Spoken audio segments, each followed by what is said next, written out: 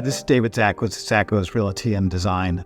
Are you looking to make some income from a rental home? Maybe you're thinking about purchasing a rental home, a short-term rental home here in Florida. Use it yourself when you want to and then lease it out when you're not there. Or maybe you're planning to retire in a couple years. You're thinking about investing now while you're still working, and then you have that second home to go ahead and generate income for you when you're not using it. You may want to use it on a short-term basis or maybe not at all, just let it generate income for you. In this video, I'm going to give you an overview of the short-term rental restrictions, vacation rental restrictions for all of the different jurisdictions of Manatee County, Sarasota County, and Charlotte counties. Each location is different. Each city, county handles it differently. So let's talk about City of Anna Maria.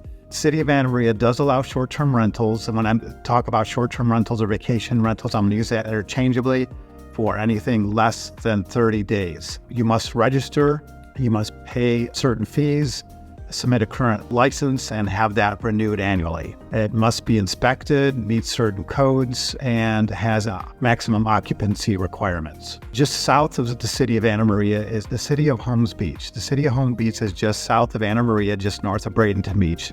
They do regulate short-term rentals and have a certificate, and then you can lease those out. That certificate has to be updated every 2 years.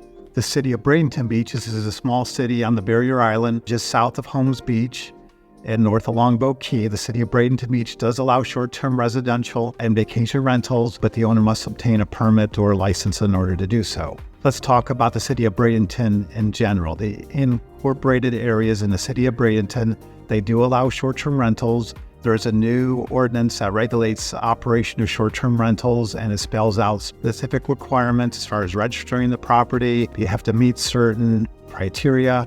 You have to have this information posted for the tenants, parking restrictions, both for on-site, how many parking spaces you must have, and you have to notify their tenants where those parking spaces are. Manatee County does not have any short-term rental restrictions or vacation rental restrictions. If you're not in the city of Bradenton, you don't fall into those barrier islands.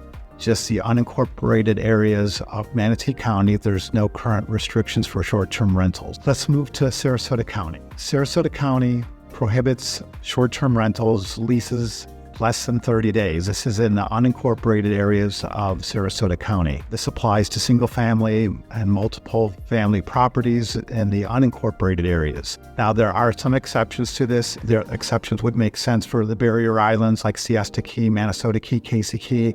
They do allow, under certain circumstances, to rent those for short term. And in general sense, Sarasota County, not on a barrier island, does not allow short-term rentals. The City of Sarasota does allow short-term vacation rentals. They have to be leased for 1 week. However, they do have some other exceptions to this. If you are interested in a particular property, they have a coastal island overlay district. And in this district, which includes many of the barrier islands in the city of Sarasota, which would be St. Armands, Coon Key, Bird Key, Otter Key, Lido Key, and the north portion of Siesta Key, then you're going to have to abide by those restrictions, which are more encompassing. Moving south in Sarasota County, we have the City of Venice. The City of Venice, as a rule, does not allow any short-term vacation rentals. The minimum stay in the City of Venice is 30 days. There are a few exceptions. I've found out there's a few exceptions to this for maybe old duplexes or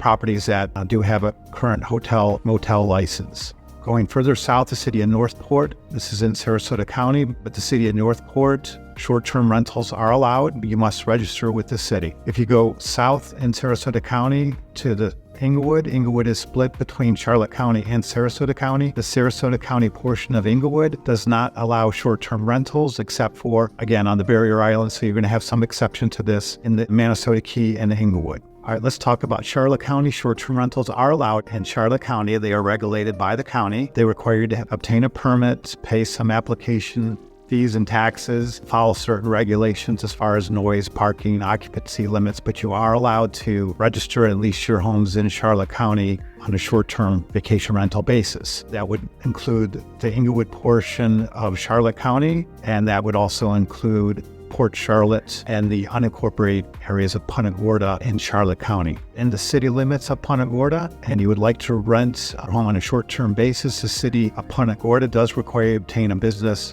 tax receipt and vacation rental license.